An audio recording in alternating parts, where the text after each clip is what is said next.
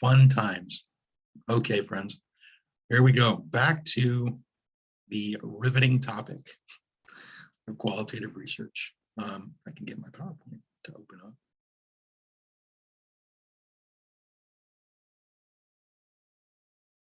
Ew, okay. Oh man, I lost someone. Okay. Am I recording this? Did you guys have a little thingy that popped up that said this is being recorded? Yeah, good deal. Just want to make sure. Okay. All right, friends. So back to deviant sampling, obviously, right? We're talking about studying a group of retirees and their physical activity levels, right? But for example, let's say that we wanted to take a look at this from a deviant sampling perspective. And in doing so, we decided to study a group of 77-year-old marathon runners, like completely and totally like swole, like 77-year-old marathon runners that have more muscle than me. And they're just ridiculous on several levels, right? That would be an example of studying activity levels in retirees, right? Utilizing the deviant sampling type of methodology, right?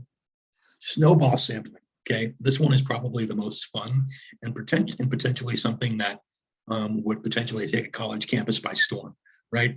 This is referred to as network, chain, or nominated sampling.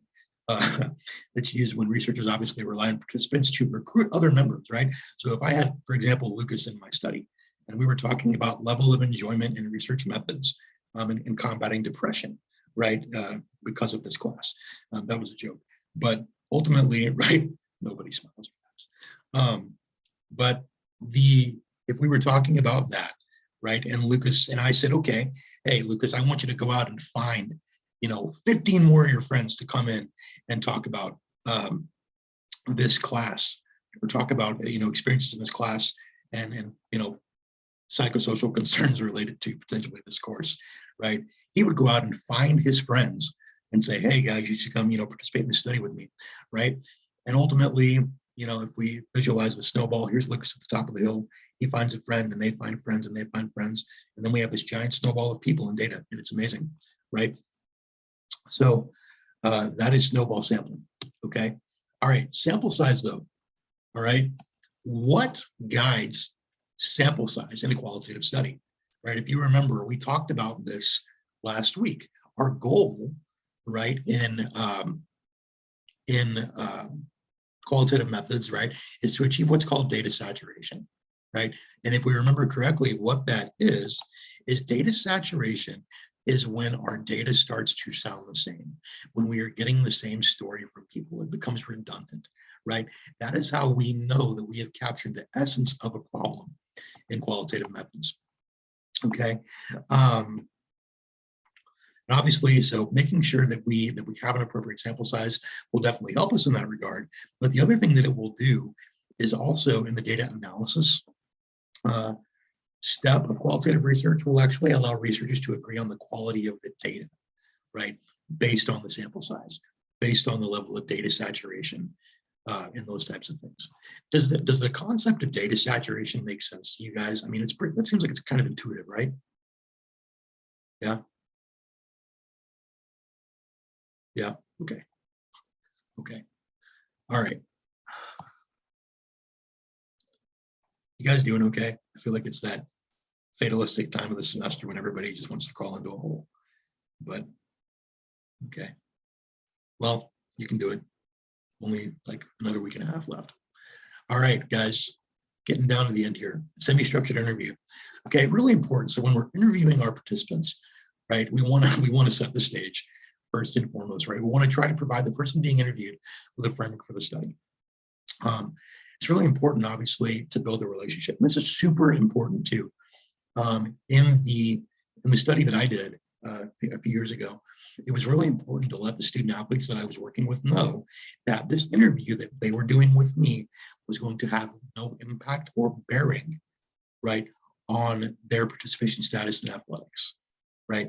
This was not something that was going to impact them medically, and it was not going to impact their time on the floor, on the court, on the field, right?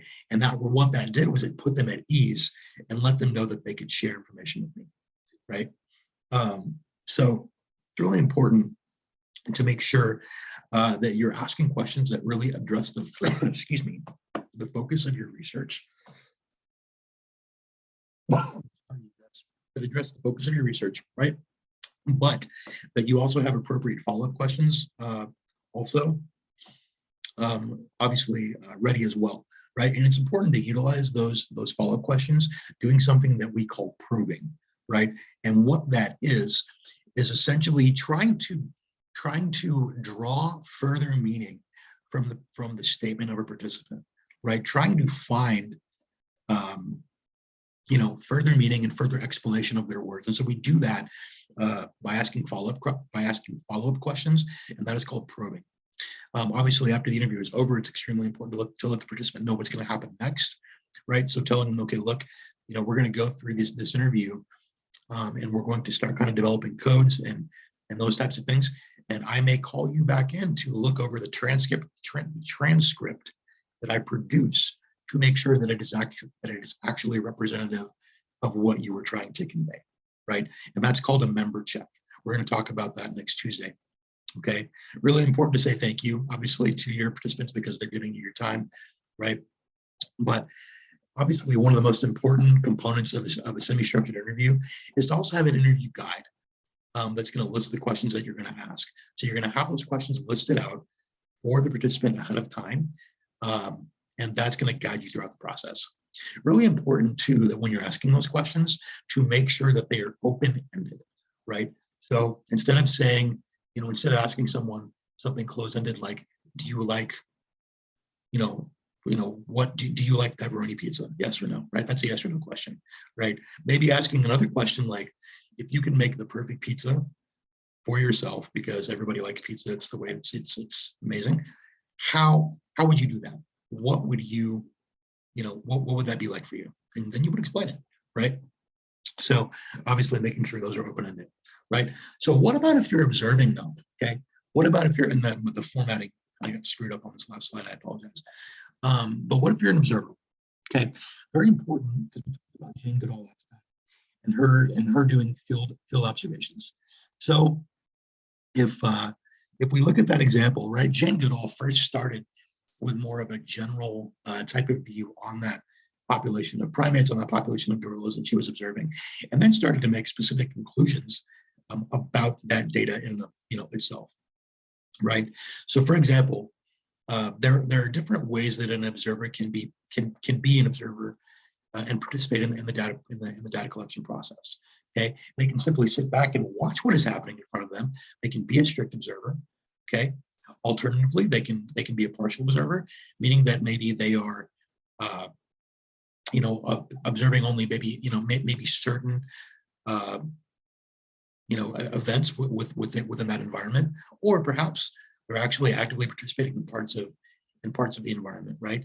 What if this is a study that is looking at, obviously, potentially either more of a grounded theory approach, right? And you're attempting to figure out why something is happening, right? And or we're trying to essentially determine or figure out what the culture is within a certain environment, right? And in doing so, we have to actually become a participant in that study, right, to a certain degree, right? And then obviously there are situations in which instead of observing, we may actually purely participate within a culture, within an environment, and attempt to describe our experience. Okay, so those are all different ways that a researcher may include observations as a part of their field notes.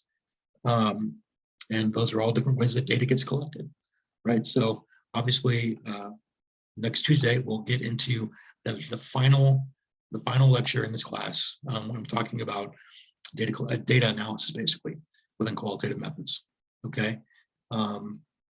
So that's pretty much it. And so I'll get both of these, part 1 and part 2, posted on Moodle. And then we'll go from there. But before we say peace out for the day, are there any questions about anything at all that I can help with, answer, anything like that? Okay, you guys rock. Thanks for hanging in there, and I'll see you Tuesday. Bye, guys. you. You're very welcome. Thank you. Yeah, Gabby. Thanks.